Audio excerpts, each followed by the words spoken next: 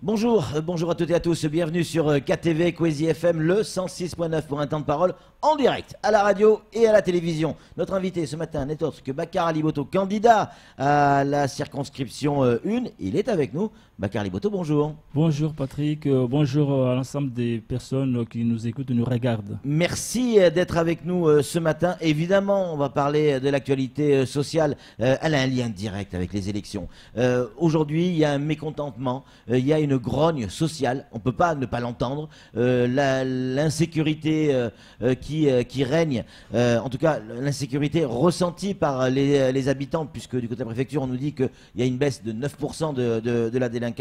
Cette manifestation hier, les transporteurs ont montré qu'ils étaient capables de bloquer l'île intégralement et la débloquer comme eux l'entendaient, à leur rythme. Ça vous inspire quoi tout ça? Est-ce que ça change des choses dans votre stratégie de campagne?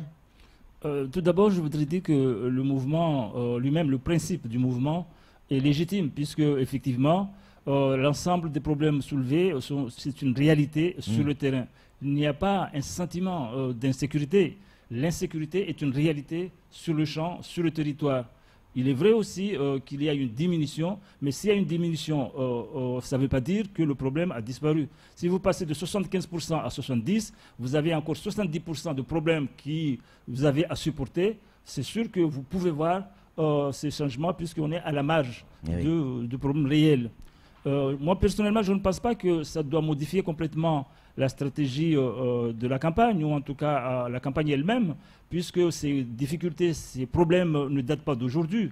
Ce que font aujourd'hui les grévistes, l'ensemble de la population, c'est juste une énième fois de rappeler à l'État que les difficultés à Mayotte existent bien et que le rythme que nous avons pris jusqu'à là, si rien ne se fait réellement, s'il n'y a pas de volonté politique pour changer les choses, il est certain que nous allons tout droit au mur, pour ne pas dire que nous ne sommes pas déjà pas très loin. Alors clairement, vous êtes d'accord avec cette manifestation, vous venez de le dire, vous comprenez en tout cas ça, vous êtes d'accord aussi avec la manifestation elle-même. Pourquoi on n'a pas vu d'écharpe tricolore dans les rangs de la manifestation? Non seulement je soutiens la manifestation, mais je suis complètement d'accord. C'est quand même, je l'ai dit, c'est légitime comme manifestation. Pourquoi vous n'êtes pas allé avec votre écharpe oui, adjoint? Oui, d'habitude, je participe. Oui. Tous les derniers mouvements qui ont eu lieu, en tout cas les manifestations populaires qui ont eu lieu sur Mamoudzou et à Mayotte, j'ai toujours été présent. Mais cette fois-ci, nous sommes dans une période un peu particulière. Nous sommes presque en campagne, pour ne pas dire en campagne déjà. Je ne voudrais pas qu'il y ait une confusion entre la campagne elle-même et les revendications légitimes que la population est en train d'exprimer.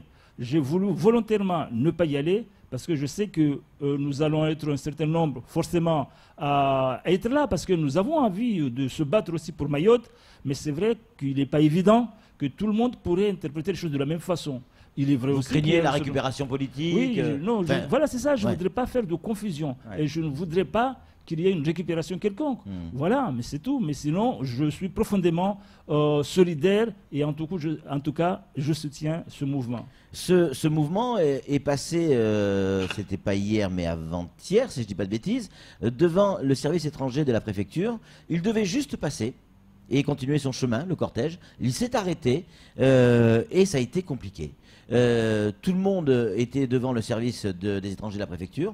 Les manifestants ont chanté la Marseillaise. Il y a eu quelques petites bousculades, rien de bien méchant, mais quelques petites bousculades avec les gendarmes. Ça aussi, vous le soutenez? Vous savez, je soutiens le principe du mouvement, je soutiens un certain nombre de choses, mais c'est vrai qu'il y a des actions qui ne sont pas forcément bien adaptées par rapport à la situation. Je suis certain que les manifestations, lorsqu'ils ont traversé cette zone, l'objectif n'était pas forcément d'aller chercher des problèmes ou d'aller... C'est vrai, ça on en a eu la confirmation. Voilà, c'était pas prévu. Mais ça, il faut aussi, en tant qu'autorité, il faut le savoir aussi. Forcément, les autorités préfectorales le savent.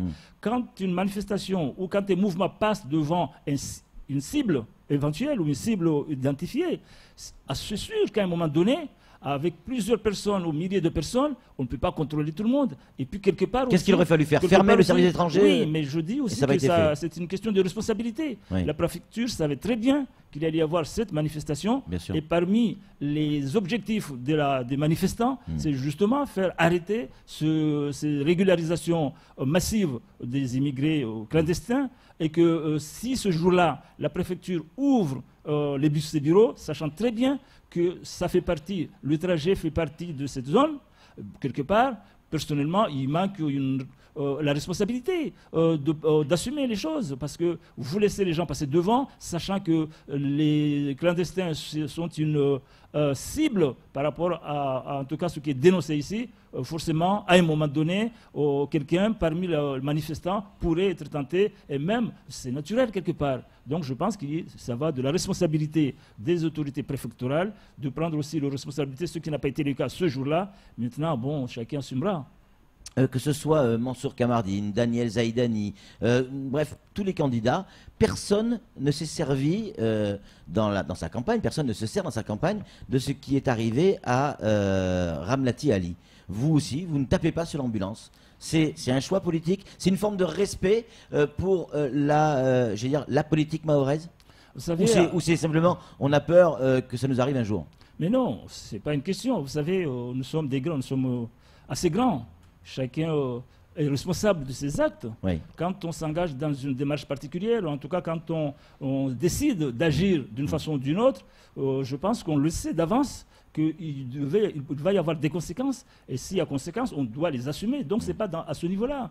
Mais je considère que nous sommes à Mayotte. Et à Mayotte, il y a un certain nombre de choses qui ne passent pas bien au niveau de la population, même si dans un état de droit, c'est légitime que ceux qui se sentent lésés dans une situation donnée, dans le cas présent, il s'agit des élections, le fait de saisir la justice du côté de El Hadji Chakirina, je pense que c'est légitime dans un état de droit. Mais c'est vrai que les mentalités sont dans un état où aujourd'hui, il n'y a pas évolution suffisante pour qu'on se lance dans ce chantier. Donc vous pensez que le fait qu'il ait dénoncé ça dans la justice, au niveau de la justice, peut être contre-productif pour El Hadji Chakirina? Jusqu'à présent... En tout cas, ça vous sert. Parce que non, j'ai pas besoin... parce qu'aujourd'hui, vous repartez J'ai pas besoin d'utiliser ça pour que je puisse être élu ou pas. Mais je vais aller jusqu'au bout. Donc, je dis, la mentalité aujourd'hui n'a pas suffisamment évolué par rapport à cette problématique, pour que les gens comprennent que nous sommes dans un état de droit et que quand on est né dans un état de droit, le droit doit s'appliquer. C'est dommage, mais c'est une réalité. Il est vrai aussi que la population de Mayotte, parmi ses reproches par rapport à ses élus et par rapport aux personnes toutes seules, c'est qu'il y a un certain nombre de délits ou de faits qui sont inacceptables. Notamment, dans notre société, voler, c'est quelque chose de dangereux et de répréhensible et surtout très mal vu. Donc nous sommes en face de deux oppositions, j'allais dire. D'un côté, il ne faut pas porter plainte, il ne faut pas faire recours, parce que les gens pensent tout de suite à la prison. Et la prison à Mayotte, c'est ce qu'il y a de pire pour la population. Et de la même façon, tous les parents conseillent, ou en tout cas recommandent à leurs enfants de ne pas aller dans un sens concernant notamment le vol, parce que le vol et la prison sont liés dans les mentalités de la population. Donc il y a ces deux choses-là qui ne passent pas dans la population de Mayotte, et par conséquent, il faut éviter. Je donne juste un exemple par rapport au recours. La première fois où j'étais élu en 2001 en tant que jeune conseiller général de Mamoudzou, ce soir-là, ma voiture et le cortège dans lequel je me trouvais a été caillassé et les voitures étaient cassées cette soir-là à Kawini. Et moi, je me suis dit tout de suite, j'ai pris les médias pour dire que je vais porter plainte immédiatement. Je me suis dirigé vers le commissariat et arrivé à quelques mètres, ce sont les notables qui sont venus me voir et me dire, écoutez, ici, on est à Mayotte, on n'est pas en métropole, vous avez des voitures cassées, vous avez eu des dégâts, il y a eu des blessés, mais ça fait rien. Allez, rentrez chez vous, laissez les choses suivre leur cours. Il ne faut pas porter plainte. Ici. Je n'ai pas porté plainte ce jour-là, alors que j'étais bien décidé de le faire parce que je considérais que j'étais dans un état de droit et que le droit devait s'exprimer. Vous auriez dû porter plainte. Bakar Ali Boto, vous disiez sur ce plateau, je vais gagner ces élections. Quel est, selon vous, quand on est un homme politique de votre rang, on essaie de se projeter, forcément. Quels sont, a priori avec vous, quelle sera la deuxième personne qui sera au second tour? Vous savez, une Un élection. pronostic quand même. Oui, une élection, et a fortiori à Mayotte, Oui. c'est jamais. Rien n'est gagné d'avance. Oui, Et surtout, évidemment. les pronostics n'ont pas beaucoup de sens. Mm. Puisque une élection n'est pas forcément. Nous n'avons pas forcément la rationalité qu'on peut trouver ailleurs. Ici, c'est un peu particulier. On peut être gagnant juste avant l'ouverture des bureaux de vote, et peut même avant la fermeture, et se retrouver battu après le dépouillement. Donc, je ne n'hasarderai pas sur ce chantier. Pas de pronostic alors. Non, pas de pronostic. Mais, Tous les candidats peuvent arriver au deuxième tour, Mm. puisque vous le savez très bien que les 4 premiers, notamment les 3 premiers, étaient dans un mouchoir de poche. Dont vous. Donc, ah oui, mais il y avait une différence de moins de 200 voix. Ouais. 200 voix, c'est rien du tout Mm. dans une élection. Et je pourrais à tout moment être premier et pourquoi pas l'emporter dès le premier tour. Flo, une réaction? Oui, bah bon, il ne nous reste pas beaucoup de temps, donc j'aimerais qu'on s'intéresse à votre programme. La campagne officielle commence le 26, mais c'est une question qu'on a posée à tous les autres invités. Donc les grands axes, les priorités du député Bakar Ali Boto, ça sera quoi? J'ai 7 points, ou en tout cas 7 axes essentiels, notamment la sécurité, on ne peut pas s'en empêcher. Bien sûr. La santé est malade à Mayotte. L'éducation, les enfants aussi doivent être éduqués et nous avons une éducation actuellement qui n'est pas au point. Les transports et les déplacements, là aussi, c'est du quotidien ça. Oui. Je reprends. Le développement économique, puisque comme vous le savez, ce n'est pas l'administration qui crée la richesse, c'est le secteur privé qui crée la richesse. Donc on a besoin de soutenir ce secteur privé et de lui donner les moyens pour que Mayotte puisse bénéficier, en tout cas, des retombées économiques attendues. La coopération régionale, j'y tiens beaucoup, la coopération régionale et internationale, puisque nous sommes dans une zone où nous ne pouvons pas nous développer tout seuls, nous avons besoin de nos voisins, nous avons besoin aussi de l'ensemble de la région et au-delà pour que Mayotte puisse rayonner dans cette zone, vu sa situation géographique qui est capitale et qui est une aubaine pour notre île, nous devons l'exploiter suffisamment pour que nous puissions être au cœur de cet océan Indien, et j'y tiens beaucoup, puisque je fais partie de la VSEI et je suis premier vice-président, pas premier, je suis vice-président de la VSEI. Ça fait plusieurs années que je suis dans la coopération. Franchement, je pense que nous avons à y gagner et que nous devons continuer. Bakar Ali Boto, votre avis en tant que candidat à l'élection législative nous intéresse sur le port.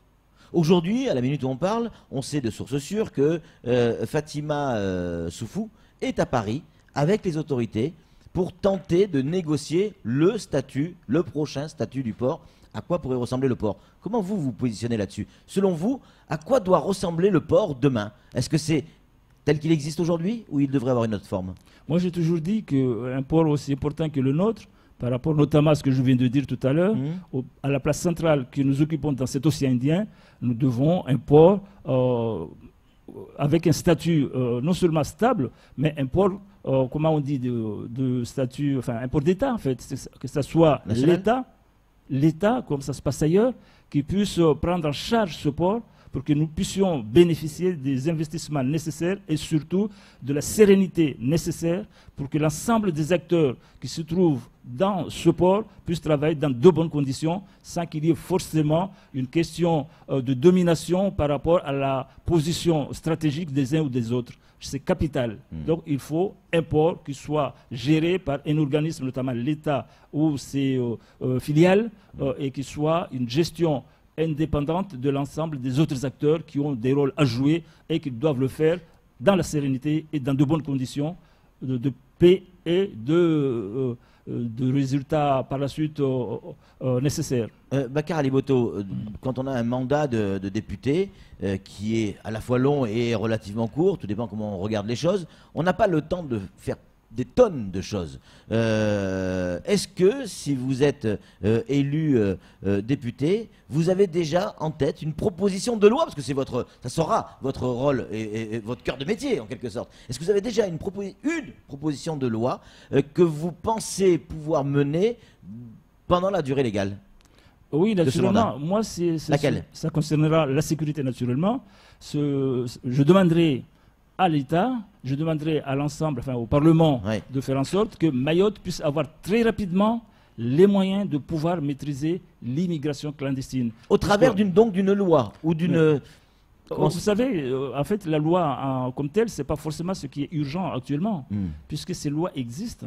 ces dispositifs existent. Ce qui est le plus important, c'est de les faire appliquer. Ouais, c'est leur Parce que si application, on pouvait commencer déjà à appliquer l'existant, ce qui existe, on ne serait pas dans la situation où nous en sommes. Donc en réalité, en fait, ce n'est pas seulement se précipiter pour aller faire voter une loi, mais c'est pousser le gouvernement à appliquer les lois qui existent et qui sont forcément en faveur de la réduction de l'immigration clandestine, mais surtout de la suppression de l'insécurité dans notre île. Ça existe, mais il manque une volonté politique de la part de l'État, de la part des gouvernements successifs. C'est la seule chose qui existe. Je répète encore une fois que le problème de Mayotte ou la solution des problèmes de Mayotte, ce sont des solutions, ou c'est une solution, si on met avec L majuscule, politique. Il n'y a de solution ici que solution politique. Politique et, et avec un soutien de l'État.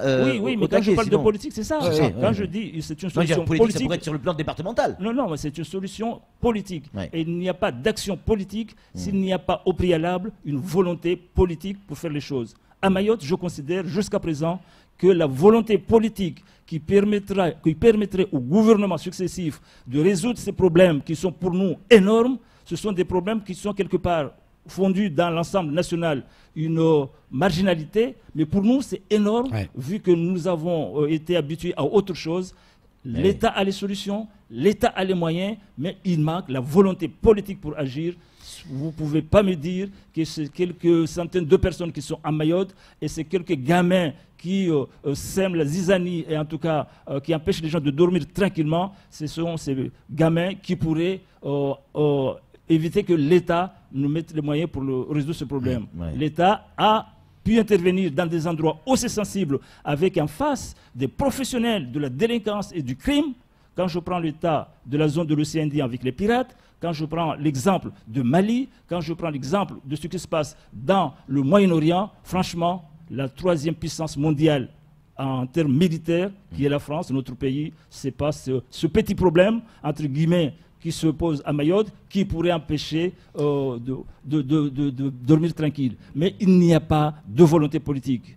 Si vous regardez le budget de l'État... En conclusion, là, il faut... Voilà, je finis. Si vous regardez le budget de l'État, il suffit d'enlever juste l'unité. Vous prenez n'importe quel chiffre dans n'importe quel chapitre du budget de l'État, vous prenez le dernier chiffre, si c'est un 1, ça nous suffirait largement pour régler pas mal de problèmes, parce que l'unité est le milliard, et quand on enlève 1 sur le budget de l'État, ça ne se voit même pas, alors que ça pourrait être énorme pour Mayotte, pour résoudre les problèmes de Mayotte. C'est pour vous dire qu'il n'y a pas de volonté politique, et c'est cette volonté politique qu'il faut susciter auprès de nos autorités, auprès du gouvernement, parce qu'en fait, ça veut dire en gros qu'il n'y a pas suffisamment de sensibilisation et suffisamment de personnes aussi percutantes pour dissuader ou en tout cas pour pousser les gouvernements successifs à agir. Et c'est cette personne qu'il faut, et je pense que je suis cette personne-là. On a bien noté. En tout cas, merci beaucoup, Bakar Ali Boto. Grâce à vous, on est à la bourre tout de suite. La suite de nos programmes.